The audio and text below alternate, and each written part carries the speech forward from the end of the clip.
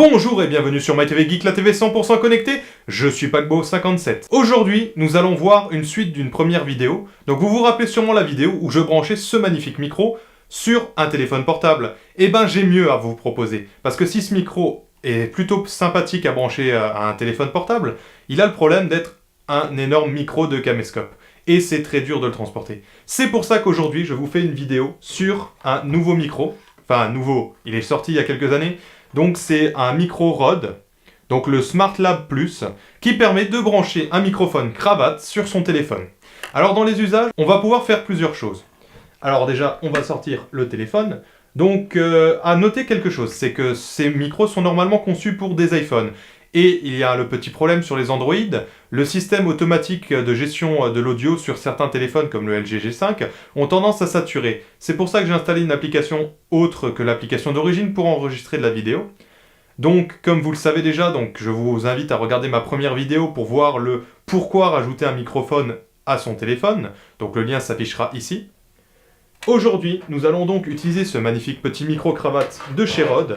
Donc c'est un micro-cravate très spécial, donc comme vous pouvez le voir, c'est un micro-cravate qui est bien en 4 pins. Ce n'est pas un micro-cravate qu'on branchera à une caméra classique, ça ne fonctionnera pas. C'est vraiment un micro-cravate spécialement pour les téléphones. Donc on va l'essayer tout de suite, c'est le but de la vidéo. Donc on va le mettre, en plus j'ai une magnifique chemise, à ma magnifique chemise, donc comme vous pouvez le voir. Donc je m'amuse pas à le glisser. Alors le câble est plutôt long, il fait 1,50 m, donc ça suffit pour aller par exemple à une poche, ou comme là mon téléphone qui est posé sur un trépied. Donc on le connecte au téléphone, on lance l'enregistrement. Et donc là, la vidéo est enregistrée avec mon téléphone. Le son est plutôt bon, peut-être un petit chouïa saturé comme je n'ai pas de retour son contrairement à ma caméra. Mais on peut voir une nette amélioration de l'audio comparé au microphone standard. Donc pour ceux qui veulent le filmer, alors il faut savoir que c'est un micro qui coûte pas trop cher, donc c'est plutôt intéressant pour ceux qui veulent faire des vidéos sur internet sans pour autant investir dans une grosse caméra avec un gros micro hors de prix, parce qu'à ce prix-là, on a quelque chose de très intéressant qui tourne dans les 60 €, c'est un bon accessoire. Pour pouvoir savoir si votre téléphone est compatible, vous vous munissez des écouteurs d'origine du téléphone, donc avec le 4 pins, donc ça doit bien être un 4 pins donc avec le micro et le casque. Il vous suffit de brancher au téléphone et de vérifier que celui-ci affiche comme quoi qu'il enregistre avec un micro externe. Si c'est bien le cas, vous pouvez sans problème acheter ce micro-cravate. Alors, le micro-cravate possède aussi un autre avantage, c'est que c'est un micro-cravate pas cher et de très bonne qualité.